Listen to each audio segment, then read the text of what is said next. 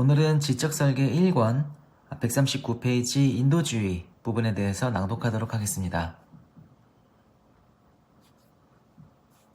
두 번째로 지적할 점은 당신들의 세계는 이익에 마비되어 있다는 점입니다. 공산주의도 사람들이 발전하도록 자극하고 고무시키기에 충분할 만큼 큰 동기를 부여하는 데 실패했습니다. 당신들은 모두 평등하게 태어났습니다. 이것은 성서에도 쓰여 있습니다. 정부는 모든 사람이 태어날 때 똑같은 부를 소유하도록 보장해야 합니다. 낮은 지성을 지닌 어린이들이 그들의 아버지가 모은 재산 덕분에 사치스럽게 사는 반면 천재들이 굶주려 죽거나 단지 먹기 위해 하찮을 노동을 하는 것은 용납될 수 없는 일입니다. 이것을 피하기 위해서는 공산주의를 일으키지 않는 범위 내에서 사유재산제도의 폐지가 필요합니다. 이 세계는 당신들의 것이 아닙니다. 이것 역시 성서에 쓰여 있습니다. 당신들은 임차인들에 지나지 않습니다. 그러므로 모든 재산은 49년간 빌리도록 해야 합니다. 이것은 유산의 불공평을 없애줄 것입니다. 만약 이 세계를 쾌적한 곳으로 만들기 위해 스스로 조직하는 방법을 알게 되면 당신의 진정한 유산과 당신 자손의 유산은 이 세계 전부가 될 것입니다. 인류가 지향할 이 정치적 방향은 공산주의가 아닙니다. 그 목적은 인류의 장래를 위한 것으로서 이름을 붙이고 싶다면 인도주의라고 부를 수 있겠죠. 한 예를 들어봅시다. 사람은 보통 21살에 공부를 마치면 일하기 위해 직업을 택해서 어느 정도 돈을 벌게 됩니다. 그가 양친이 살아있는 동안 그 자신의 집을 갖기를 원한다면 그는 집을 한 채 삽니다.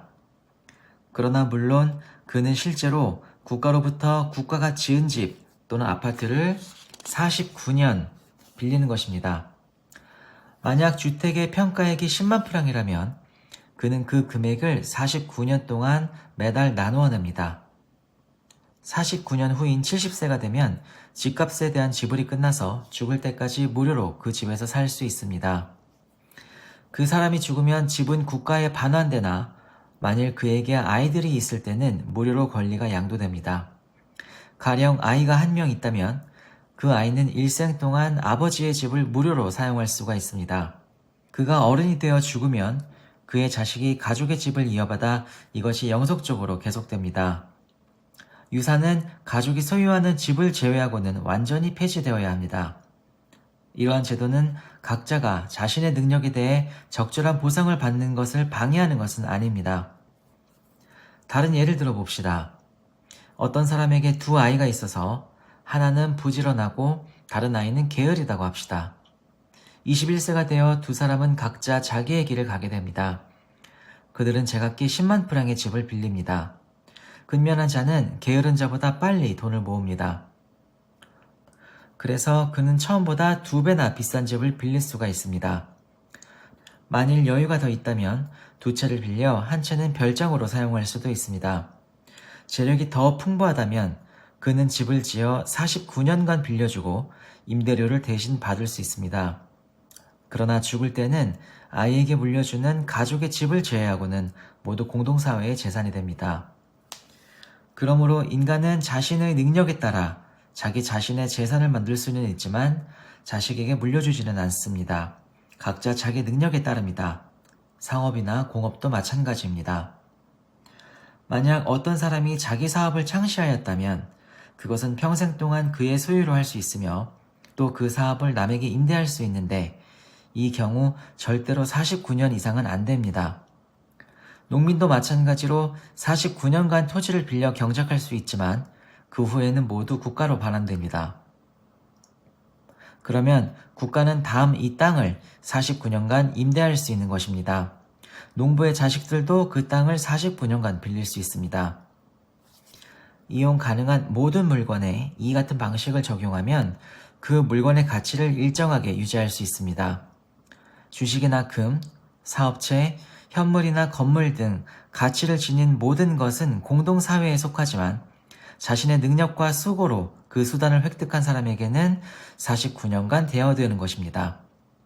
이런 식으로 40세 때 재산을 모은 사람은 건물을 지어 아파트로 49년간 빌려주고 그 돈을 죽을 때까지 활용할 수가 있습니다. 죽고 나면 임대료는 공동사회로 귀속됩니다. 이러한 인도주의는 이미 성서에도 기술되어 있습니다. 너는 또 7회를 7번 해서 안식년을 7번 세어라. 이렇게 안식년을 7번 맞아 49년이 지나서 레위기 25장 8절 말씀. 내가 동족에게 무엇을 팔거나 동족에게서 무엇을 사는 경우에 이웃끼리 서로 억울하게 하지 말라. 너는 동족에게서 사들일 때에 희년이 몇 해가 지났는지 따져보아라.